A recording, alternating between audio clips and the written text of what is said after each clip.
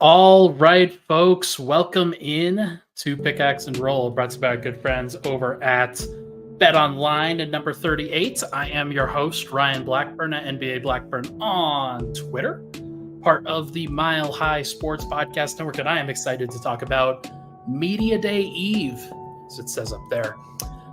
Tomorrow will be Media Day. If you're watching this on Wednesday night when I am recording this, then congratulations, you are also one day before Media Day.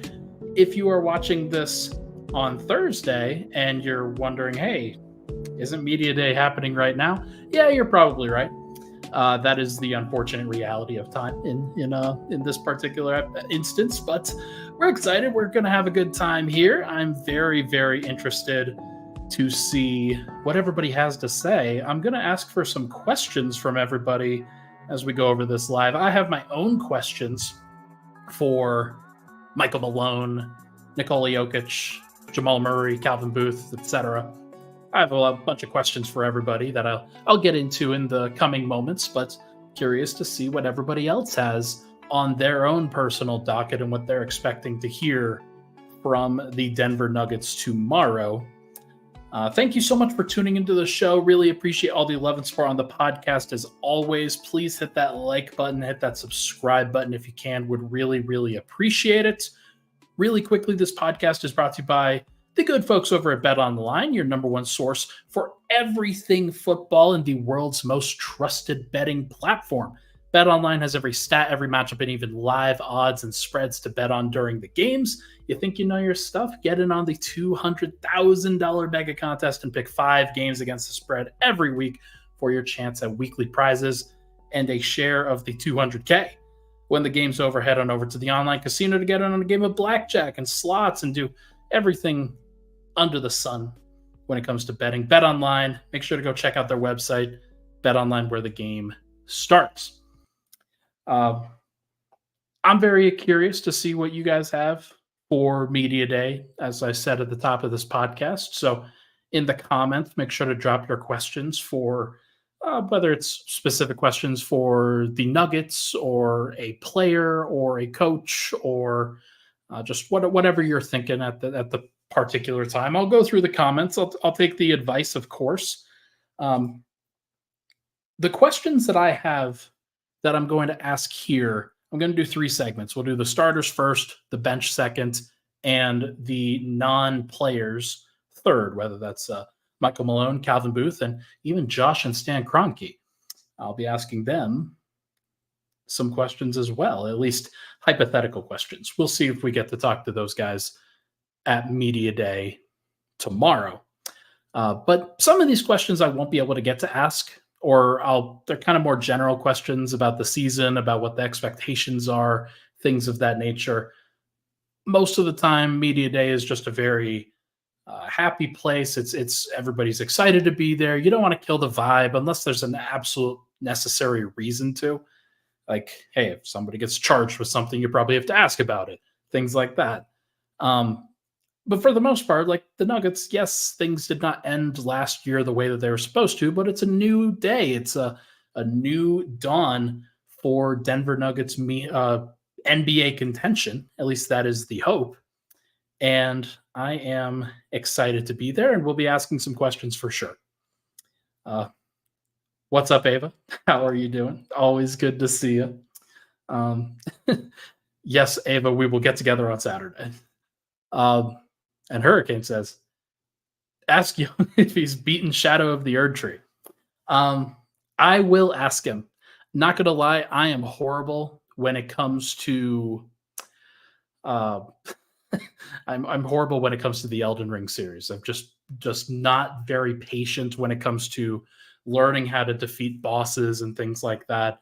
Currently going through that process on Black Myth Wukong. So that is it's been a struggle for sure. But we are going to get into some basketball questions now. We'll talk about actually, it's funny, like with Jokic, you never really know exactly what to ask him, but let's start with him. I will not be asking him any video gaming questions, although I'd be interested to see what he's playing now, if he's a League of Legends player, if he's doing anything, like maybe he's Overwatch like Luka. My question to Joker would be, would you consider changing your rotation and stagger with the second unit instead of Jamal Murray? And the reason why I would ask it to Joker is because I have at least reason to believe that Michael Malone would try that if Michael Malone thought it was going to fly, if it was going to work. I don't necessarily think that the answer is outright no for Nikola. And so that's why I would ask him it. I would say, hey, uh, the team has struggled in various times when you are off the floor. The bench has always been kind of a sore spot, especially in these last few years. And oftentimes, what teams will do in that situation is they'll put their best player on the floor with those guys and try to kind of build up those moments a little bit more and say, all right, we're going to be the best version of the bench that you can, and then maybe take a hit with the starting minutes where you have two, three, maybe even four starters on the floor at the same time, but sometimes it's without your best player. So I would ask Joker about that and might ask him, might ask Malone about that specifically tomorrow, just because that's the one thing that Denver hasn't really tried, right? Like they've tried a lot of other things with the Nuggets bench, and nothing has really worked over the course of the last couple of years. So is it something that you have to do with Russell Westbrook and Dario Saric on the team? Maybe not, but it's at least something that I would consider if I were Denver. Next, Jamal Murray. Um,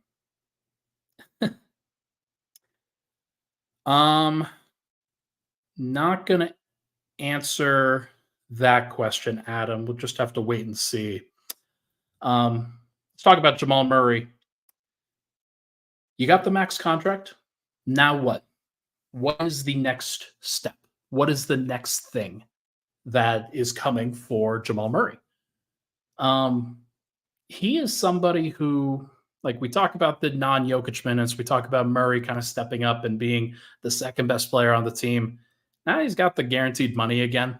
There's no question about whether he's going to be in Denver. He's going to be in Denver. Like, this is going to keep him here for at least another year. And I think that the type of contract that he got, you just don't trade those guys very often. The only time that I can remember where somebody signed a contract like that and then was immediately traded was Paul George back in 2019, 2020, when he was traded from the Thunder to the Clippers after signing a deal and then was there for 1 year and was like, nah. I don't think that that's going to happen with Jamal. Obviously, he's homegrown. This is something that he's wanted to be, and he's been a Denver Nugget for his entire career. And I don't think that he wants that to change. I don't think that anybody, there are some fans that are a little bit off the wall about it, but I think everybody in their ideal world would want to see Denver make it work with this group. And so for Jamal, I think he's going to want to make it work too. So you got the max contract. What is the next thing? Is it just competing for a championship? Is it trying to become an all-star? Is it taking some pressure off of Nikola in those other minutes? What is the thing? Does Jamal want to be a better leader? Is that one of his goals for the team? Like, as he kind of takes a step further into his career. I'm curious. I'm curious what would be in his head about this and then what ultimately he would say. For I'm not gonna I'm not gonna ask about who's married.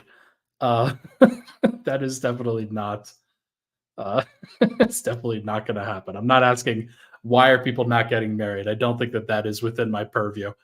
That is an interesting angle. I will say that. Although I will say, like, Denver's been very stable as an organization and as a team over the course of these last few years. So maybe they're just bringing stability to the basketball court, folks. Yeah.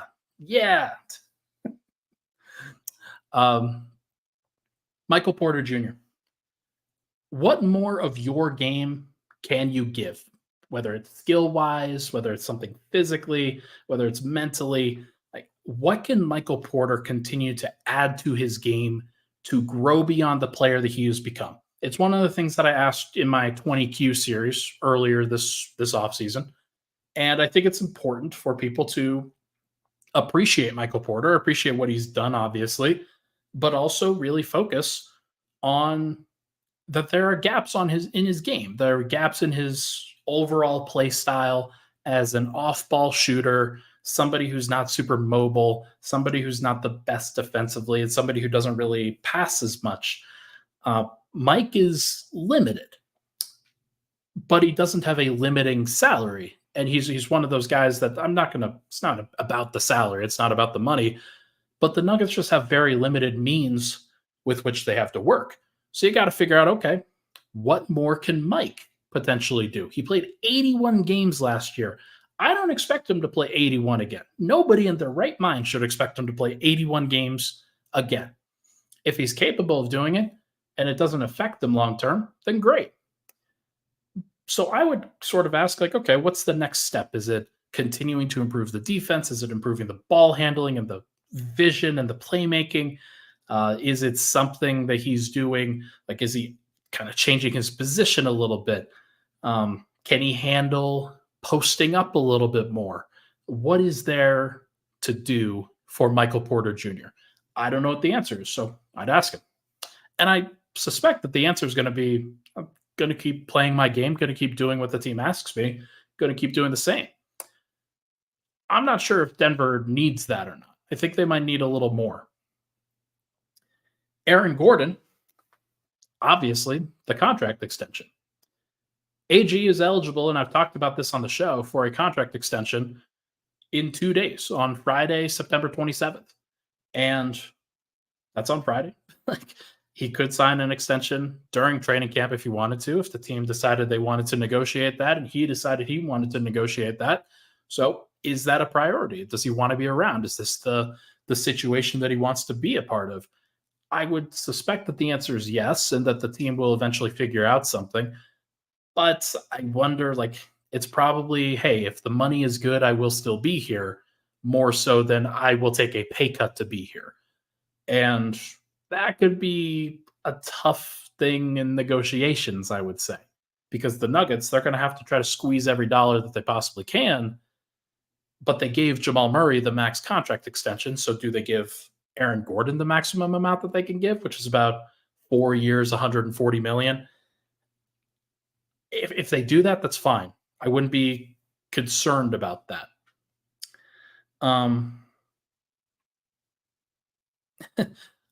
I wouldn't be concerned about that at all. Christian Braun, what's the comfort level with the ball in your hands? How do you handle ball pressure? How do you handle playmaking responsibility? KCP didn't have a ton of playmaking responsibility, but he was capable of handling the DHO, running the occasional pick and roll, dribbling the ball up the floor, maybe even creating something in isolation when the team needed him to. And he didn't have to do it a ton, but when he did do it, it was capable. It was something that they could feel good about going to, or at least good enough in the moment. With Christian Braun, he hasn't proven that yet. So is that something that he will be capable of doing in the coming season? I suspect that the answer is closer to yes than no. And that he spent a lot of time this offseason trying to improve his game, trying to be better. He's extremely competitive. He's introspective. He knows what he can do, and he knows what he needs to do in order to be the best version of himself. So I am curious to see what ultimately happens with it, but I hope that it is some progression and that he isn't just the same player, just playing more minutes. Because if he's the exact same player, the Nuggets need him. I think they need him to be a little bit better. Whether that happens or not, we will see. All right, let's take a break. When we come back, we are going to chat about the bench unit. Different players off the bench that could play. What are we expecting from those guys? We'll be right back on Pickaxe and Roll.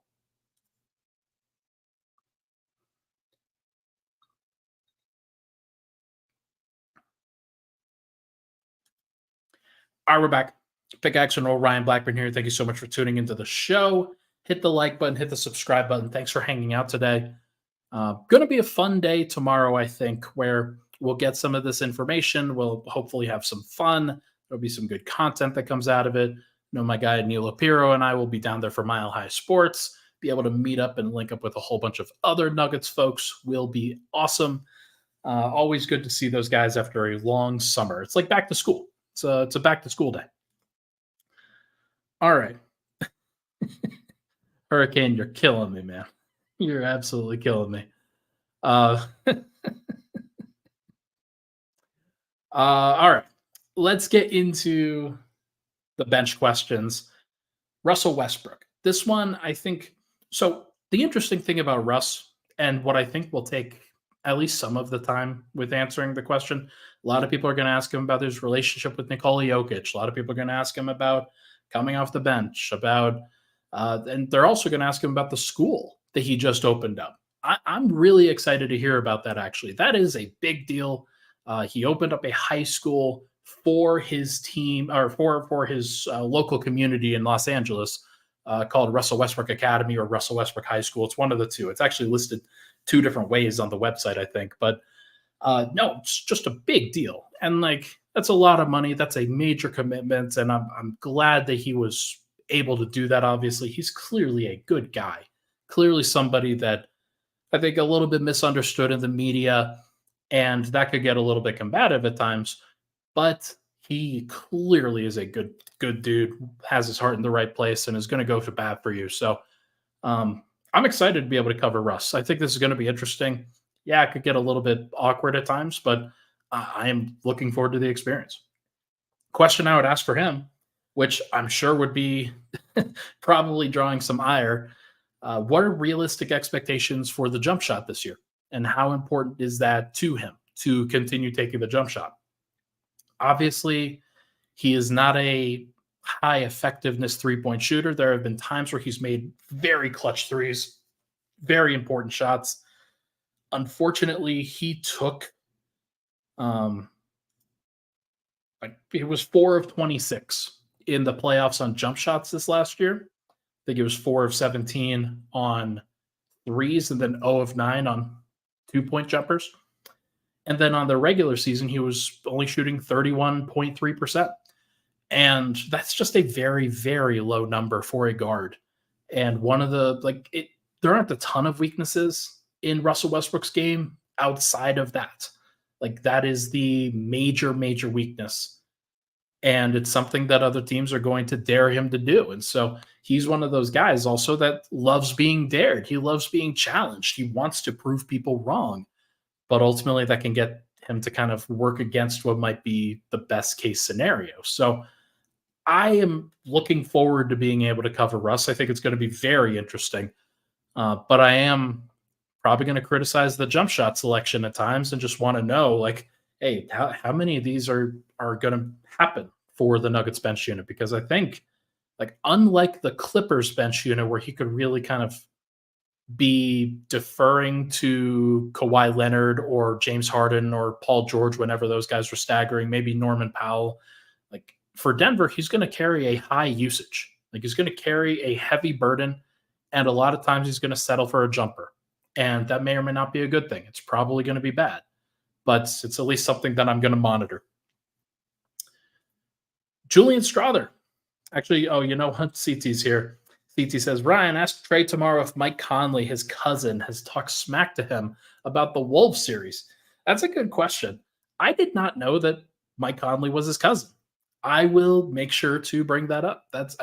Just to be clear, that is verified information. And when I ask him, is Mike Conley your cousin? He's not going to look at me funny. Like, that would be that would be bad. But I would definitely ask him about that if that is verifiable, CT. That would be a funny interaction for sure.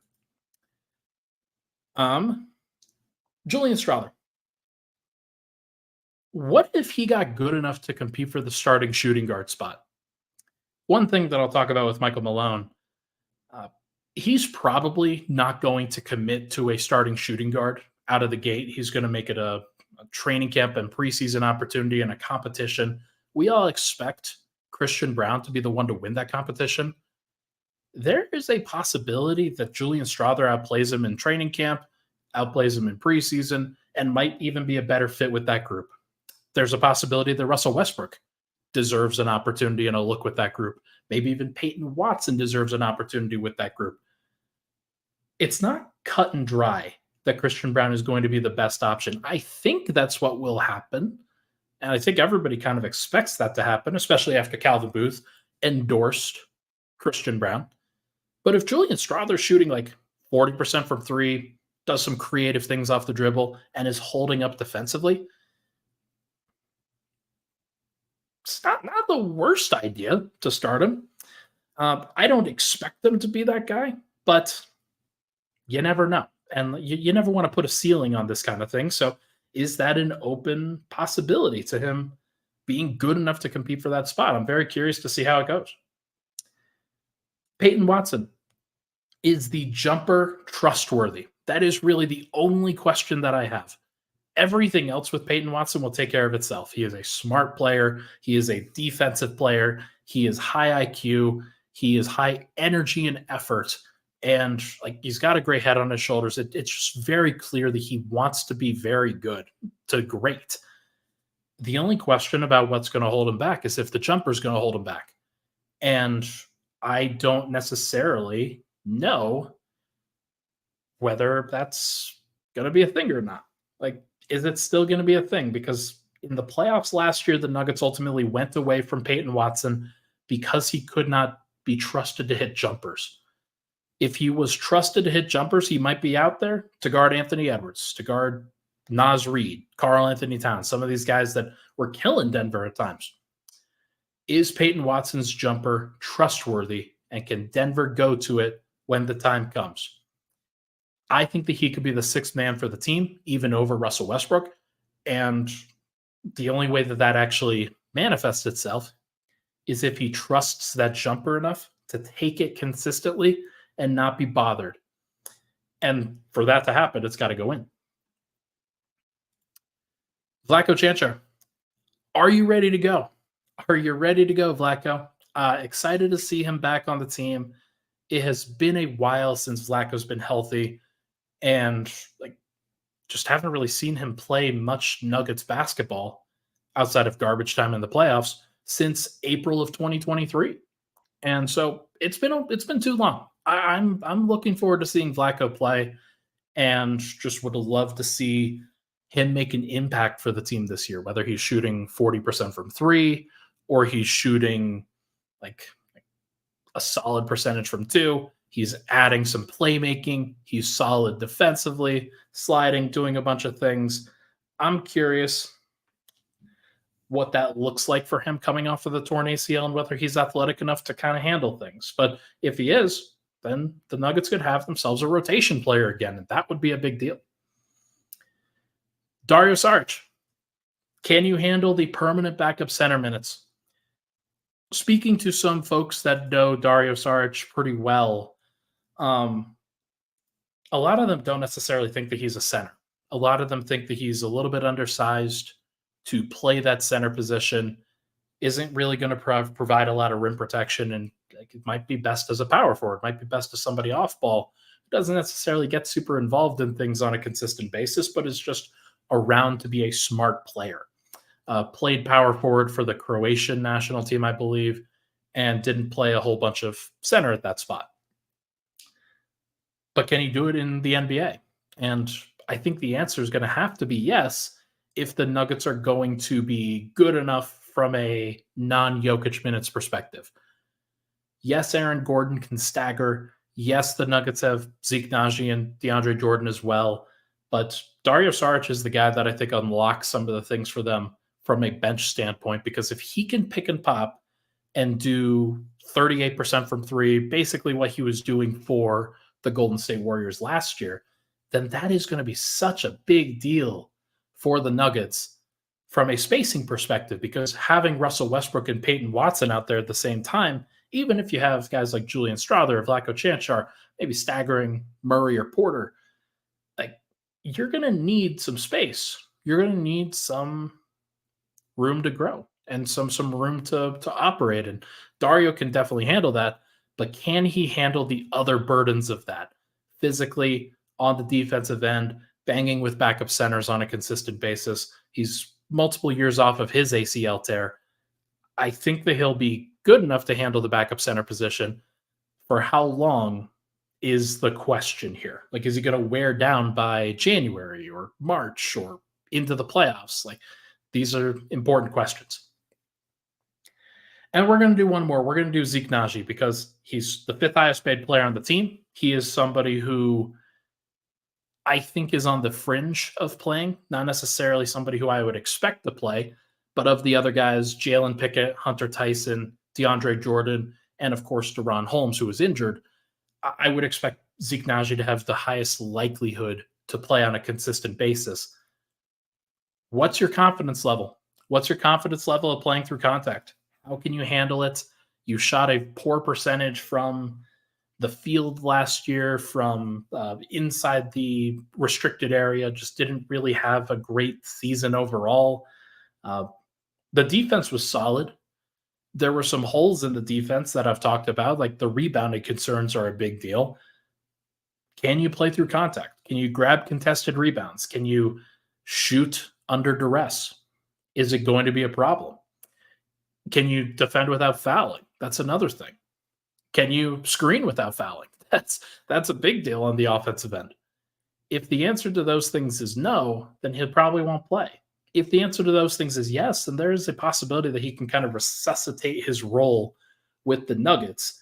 I'm not expecting it, but it is a possibility. So we'll talk about it for sure. All right, that's the bench. No Jalen Pickett, no Hunter Tyson, no DeAndre Jordan, no Deron Holmes. Those guys, Deron Holmes it's tough because I just wanted to be able to talk about him playing and to see him playing. He did do something with DNVR today, so make sure to go check that out. But I do think can Pickett recover? Can Hunter Tyson recover? DeAndre Jordan, his role's not really to play much anymore. And then if we get to an opportunity to talk to the two-way guys, I would love to talk to Trey Alexander again. He's great. But we'll see. We'll see what happens. All right, let's take a break. When we come back, we are going to chat about Michael Malone and Calvin Booth and Josh Kroenke and that crew. What questions do we have for those guys? We'll be right back. But first, I want to tell you a little bit about number 38, who have been partnering with Mile High Sports and doing a great job of hosting watch parties, get-togethers, and just generally good vibes out of the restaurants for in the Rhino District. You get a wristband. You get you don't even have to pay immediately. You just get the wristband. You start ordering drinks and food and do those things, and then ultimately you pay at the end. It's a very easy process. All you got to do is scan your wristband at the beginning, and they make it easy and fun for you to hang out with your friends. You want to watch a game, there's seating indoor and outdoor. You want to listen to a post-game podcast from myself or from the guys over other guys at Mile High Sports, make sure to stick around because there will be stuff when we do watch parties. So a lot of fun things with number 38. They do a great job and they take care of us at Mile High Sports. So make sure to take care of them and let them know that you came from us.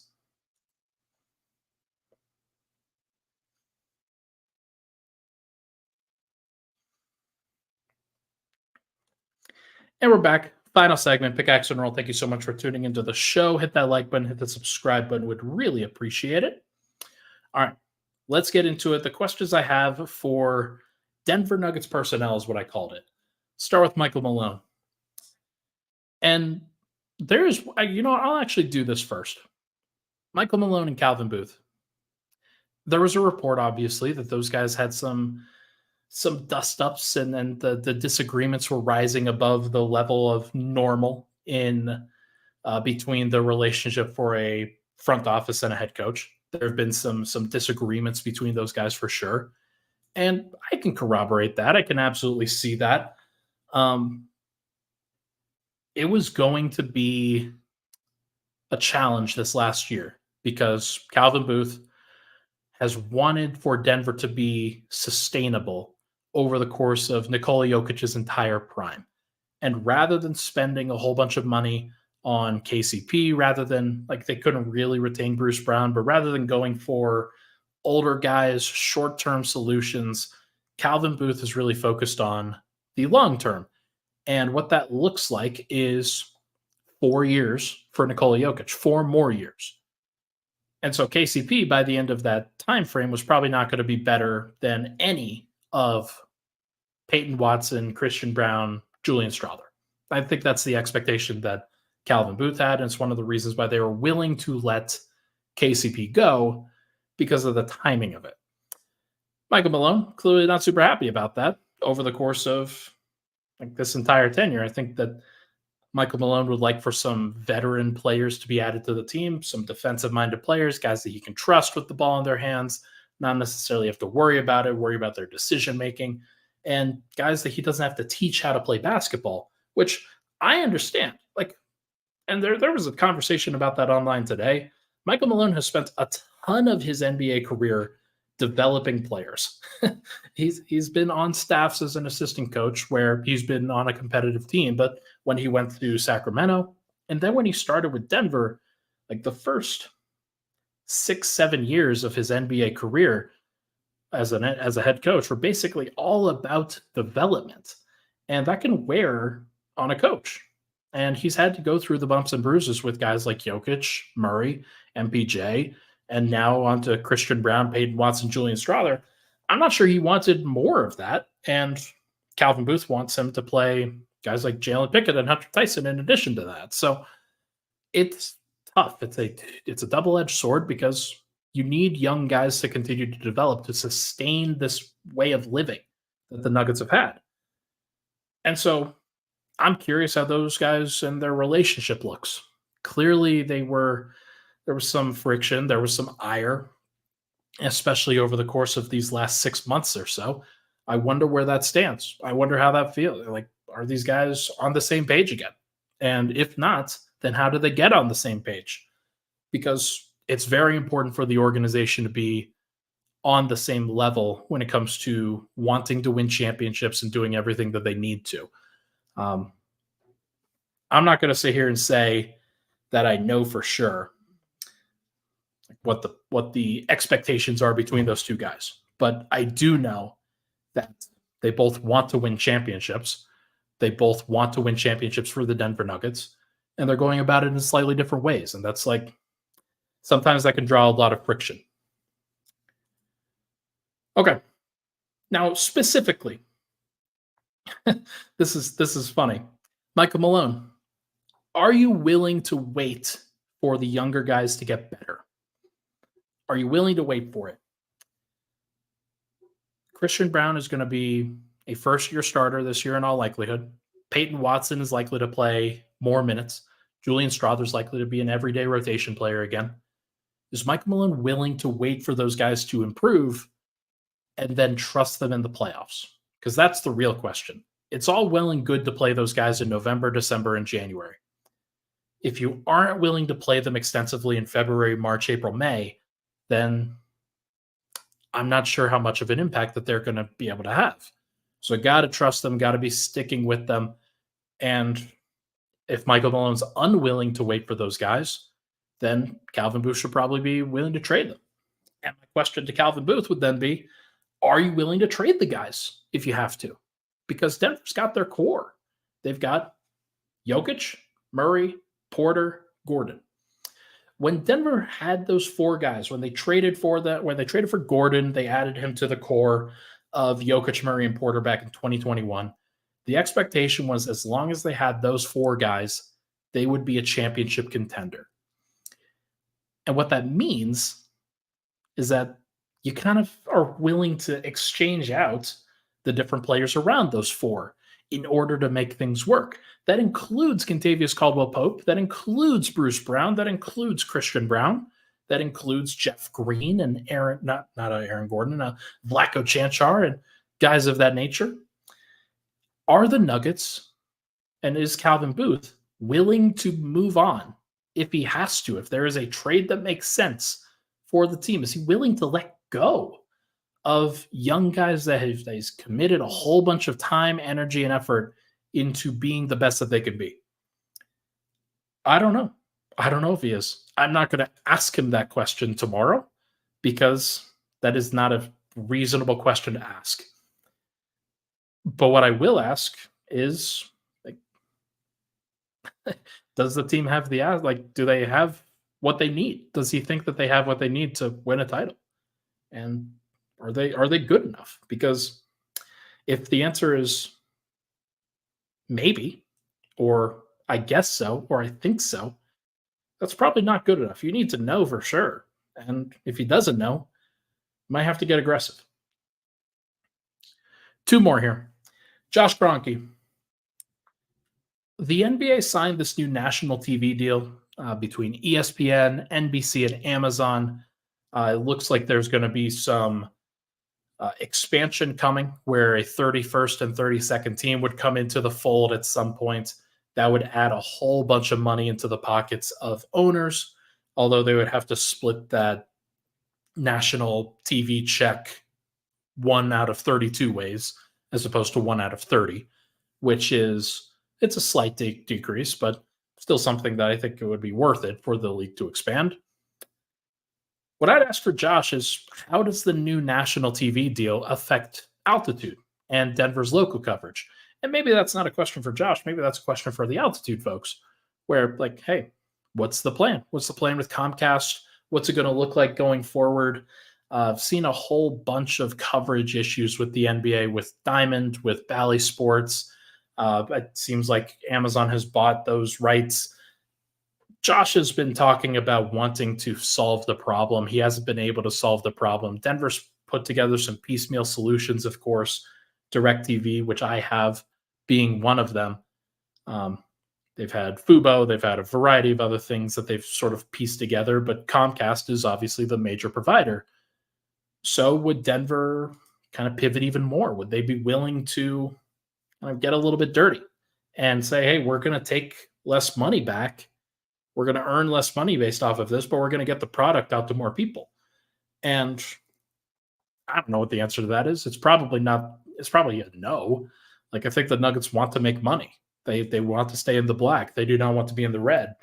And that is sort of conducive to not making those kinds of deals that teams like the Utah Jazz and Phoenix Suns made, where, yeah, they're definitely losing money on those transactions, but they are earning goodwill and good favor with their franchises. So I don't know what the answer is, but I do think that this altitude Comcast dispute has been going on for far too long, and it would be nice to get some additional clarity to that situation. Maybe the national TV deal and some of the other carriers, like some of the other providers, getting involved here would be a good thing for Josh and for Stan. And then finally, Stan Kroenke, when's the practice facility coming? That'll be my big question. It's been a thought in the eye of Nuggets fans for a long time.